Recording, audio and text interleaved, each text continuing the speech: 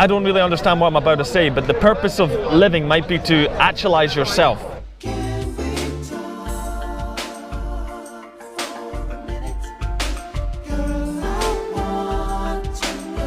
Something I've been thinking about quite a lot recently, man, is what do you think this society lacks? Because we're all living in the same place, right? So I might as well talk about here. What does it lack? Because if we're observing problems and we're observing discontentment, are those problems solvable? Is the discontentment legitimate? And what do you think we lack, or what could we add that would benefit us? That's my question, because I'm really thinking about it, because what could I do, you know? More religion. It's purpose. And purpose is one of the main religion things. Gives you purpose, doesn't it? Yes. Yeah. One of the main things that religion offers. And I would argue that we need to create some kind of alternative to the Abrahamic religions, because I think as for the needs of mankind now, the Abrahamic religions are growing very much outdated, especially Islam. Oh, especially Islam. Especially Islam. Islam's newer than Christianity. It is newer by than 500 years. But exactly. Okay. But they claim that they haven't changed it at all, even though they have many different sects, many different ways of practicing. And that's the problem for you. The problem for me is that they are completely and utterly certain that their way of viewing the world is absolute. When the Christians have modified the Bible, they have created different versions of the Bible, and they admit it. They say it openly. Yes, we did change it. Okay. So I would say that the Christians are more malleable, even though I don't agree with Christianity either, and I think it's also outdated. I would say that Islam is even more outdated because it refuses any kind of change. Well, Islam is a broad church, so to speak, as well. I mean, there are many different forms of Islam. I think as I said, the type that you encounter here are perhaps all similar. But there's a... Although, so my question was, what does our society lack? Yes. You said meaning. I would say purpose. Talking about purpose. Okay, purpose. I think you need a goal. You need a goal in life. Right. So, but I don't really understand what I'm about to say. But the purpose of living might be to actualize yourself. That might be the goal. But to come to the point in your life where you start asking those questions in the deepest way, I don't know if you should stimulate that, and if there should be a society-wide answer to it. Should it not be a personal discovery? These are the questions that I'm having at the moment.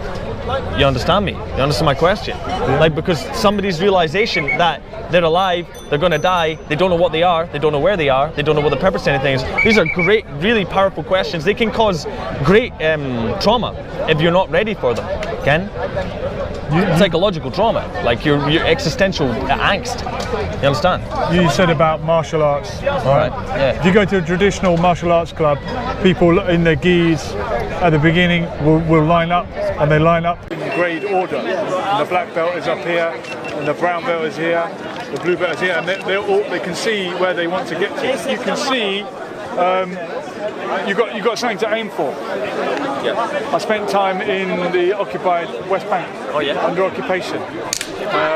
And a guy I was chatting to, I said, we see it on the news that you're under occupation and people are being killed, but the people here seem happy. And he said, yeah, because we have a purpose, which is our liberation or whatever. They've got something that they are working on. And another less serious example is the last ever episode of Only Fools and Horses, when he finally becomes a millionaire, which has been his dream all along. And then he's upset because he's got nothing to fight for. The human drive is for having a goal, not in completing it. Yes, it's the process. It's the process, of course. Yeah. They say the process is the way, and other things like this.